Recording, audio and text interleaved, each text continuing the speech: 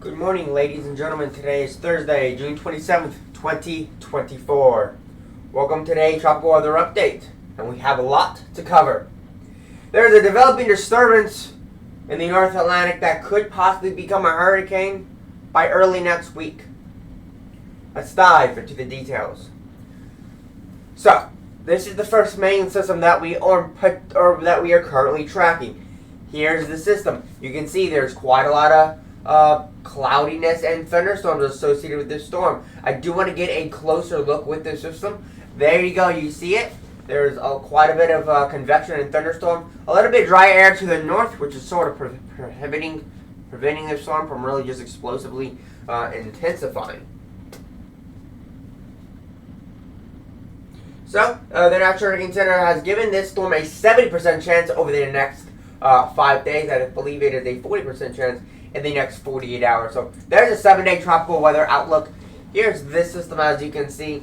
It is a tropical wave located several hundred miles west-southwest of the Cabo Verde Islands. It continues to produce disorganized showers and thunderstorm activity. Environmental conditions are forecast to be conducive, and development of this system is anticipated. A tropical depression or storm is likely to form by this weekend several hundred miles east of the Windward Islands, while the storm continues to move westward at 15 to 20 miles an hour. So the current formation chance over the next 48 hours, it's a medium, it's about 40%. In the next 5 days the next 7 days, high 70%. This storm has a very low chance. It had a better chance, but it was a medium, but it's just not really looking very organized. It's not developing. It's just an area of thunderstorms and cloudiness, and some deep convection with the system.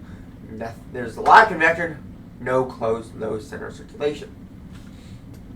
If we look at this on forecast models, you can really see where these systems are at. So looking at the North Atlantic, you can see there's this system right here. Again, you can clearly see no closed low. And then this system right around this area, you can see the area of thunderstorm activity. Again, no closed low, lots of convection in this storm.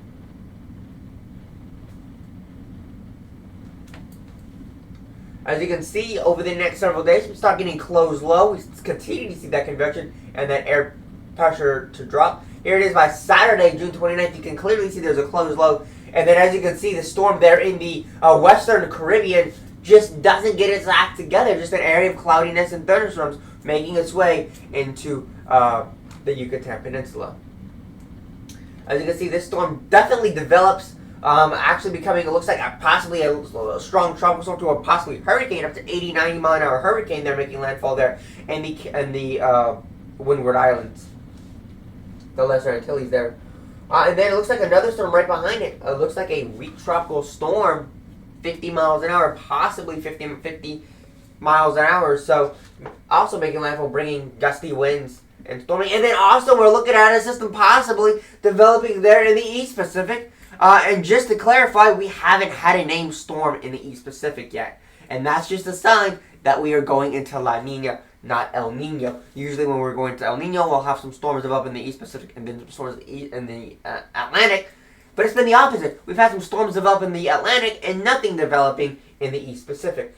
So we might actually see some storms developing there in the East Pacific. This storm shows it going all the way into Texas. But again, we're just going to have to see what happens with that storm. Again, right now, farthest I really want to go out is seeing, okay, does it develop? If it does develop, which it looks like is high likely chance that it does, where does it go into the Caribbean? Anything past that is unrealistic. It's for lack of a better word, it's a joke. Okay, because it's too far out. The models do too much changing. That's really as far out as I want to go. 100 hours or so. It shows it makes landfall or very close approach to one of the Caribbean islands there. And actually go much closer here with the GFS of Invest 95L. As you can see, again, 972 millibars. Right in these islands. I don't exactly know all the names of these islands. I know this is Barbados. But as you can see, the storm does go through some of those islands. And again, there's lots of heavy rain with this. And again, this is going to be moving 15 to 20 miles an hour. So this isn't going to be a slow-moving system. It's going to be the average-paced system. As you can see, that's where that storm goes, making its way there, and then moving actually over Cuba a little bit, and then again going into what looks like Texas, close to Texas. But again, that's really too far out. Again, tropical storm force winds, possibly hurricane. Again, 972 millibars. I would definitely say that's at least 80, 90 mile an hour hurricane right there. Now looking at the lower dynamics, looking at the winds, getting a better idea. There you go, 84 knots. 64 knots is a hurricane. There it is, 63.9 knots, 64 knots right there. It does appear it could reach tropical storm intensity by Saturday. Even Sunday, as you can see, by Sunday, 63.9 knots, so very close to hurricane force. So possibly, not likely, but possibly we could see hurricane in the later hours of Sunday, into early hours into Monday. But certainly by early next week, we do believe this will be a hurricane. But as you can see, this does actually make it relatively intense. There's 966 millibars at 90 knots. They're at over 100 miles per hour, I believe. Actually, don't know what it is off the top of my head. There it is, yeah, just around 105 miles an hour. So we do think this could become a hurricane, and it even possibly reaching Category 2 intensity. It's also possible. So that's kind of what we're looking at right here with this system. So first hurricane likely to be on our hands. But with that storm, Invest 94L, as you can see, it's not really going to develop into anything. It's really going to be a rain event for Central America and Mexico. So there's 94L. Lots of thunderstorms and convection there for, lots of heavy rain and flooding and mudslides and landslides there for Central America. So really, that's 94L right there. 94, 95L. 95L is going to be the most concerning. 94L will be the most concerning for Central America right now. So looking at the satellite imagery, I want to talk about what we have with the satellite imagery. For this one, I'm going to do more of a zoomed out so you can kind of get a wide shot. So again, cloudiness and thunderstorms are associated with this system. Now, one factor to watch with this system is going to be the Saharan air layer. And that's something I want to also talk about, is that dry air. So I'm actually going to look at just the North Atlantic.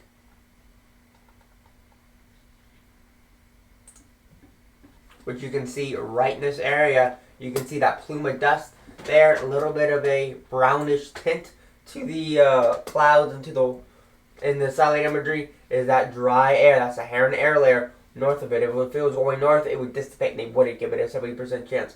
But as you can see, there isn't a whole lot of convection. There's a little bit of cloudiness, but you can kind of see everything sort of rotating in this direction. That's how you know there is a area of high pressure over the north central into the central Atlantic right there, which is forcing all this to stay south and go right in this direction. That's sort of what we're looking at with this system now. Invest 94L is much bigger, but again, it is got a much lower chance of development than 95L. 95L smaller, but it has a much higher chance of development because of the conditions that it is going to be moving into are going to be more favorable for tropical storm development. So again, with 94L moving into the Central and Western Caribbean, so Nicaragua and Honduras will be mostly affected by these thunderstorms, heavy rain, flooding, possibly some gusty winds, but flooding, landslides, mudslides are going to be the biggest threats with this system. I'm going to talk a little bit about the East Pacific. I want to talk a little bit about all of it, but I mainly wanted to focus on Invest 94 and 95L. They're looking at the East Pacific. Again, there is a possibility of a storm developing. Again, there it is. Mainly right there. Again, it does stay off the coast of Mexico. Very, very short-lived. Not super duper long. But would be strong enough to become a tropical storm, possibly a hurricane. Definitely the first name system there of the East Pacific basin, producing some big rip currents and big choppy waves there to portions of western Mexico. A little bit of the Western Pacific. I think we were looking at something in the Western Pacific. see what we got here, the West Pack.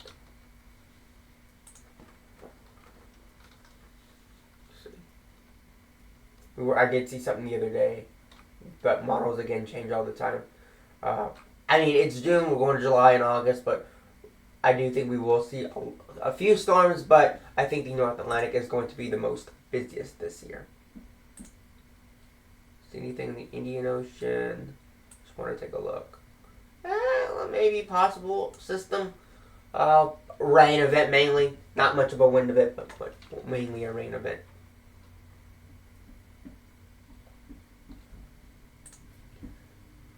Alright, with that being said, go over a few more things. Checking the computer models over the next 5 days. Again, the GFS model, like we were looking at, that storm, that Invest 95L, it could even read a Category 2 storm. The ECMWF had actually predicted it previously at a Category 4, which we now are looking at it and no longer showing that. Now only a high-end tropical storm, which was pretty intense, actually. You can see that. Doesn't really do too much. It takes quite a while. This showing even into Saturday, Sunday, just seeming very, very weak. Not really getting its act together. Just very, very slow progression of the development of the storm. Now I do want to talk a little bit about the rainfall totals with this system.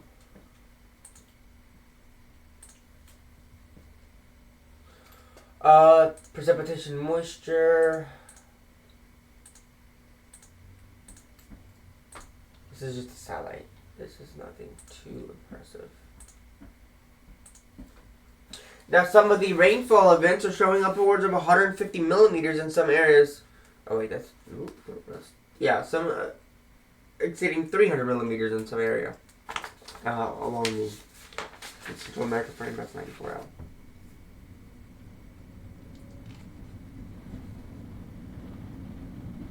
So again, as we looked ahead, 95L could, not likely, low end, it's a non-zero probability. So it's not a 0% chance. There is greater than a 0% chance. It's a non-zero probability chance that this could impact the Texas coast. The East Pacific could gnarly. The storm in the East Pacific is not expected to make landfall, but again, it will be bringing those rip currents and choppy waves to the portions of west coasts of Mexico.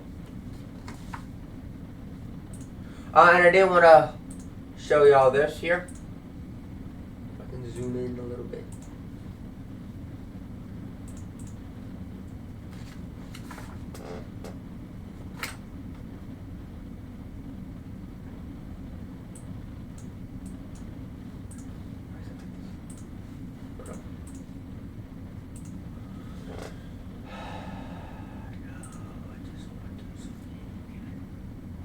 There we go.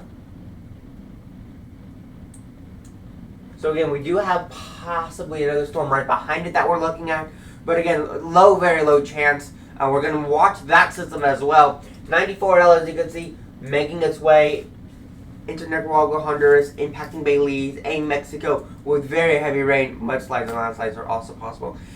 95L, the biggest threat of storms that we're looking at is going to be Invest 95L. This making its way into the South Central Atlantic, into the Southwest Atlantic, into the Caribbean Ocean, and there will also be bringing impacts like gusty winds, much stronger winds than what we're seeing with Invest 94L. And also that system behind it could also bring up to 50 to 60 mile an hour winds into the Lesser Antilles as well. We're going to be monitoring to see how far, how strong, and all the impacts involved with these systems are going to be. So, that's going to do it for today, guys. Again, thank you so much for watching. Again, links down in the description for our Discord if you are interested in joining that, and our Patreon if you want to join, starting as low as just $1 a month. So, that's going to be it for today, guys. Thank you so much for watching. As always, stay safe out there, and peace out.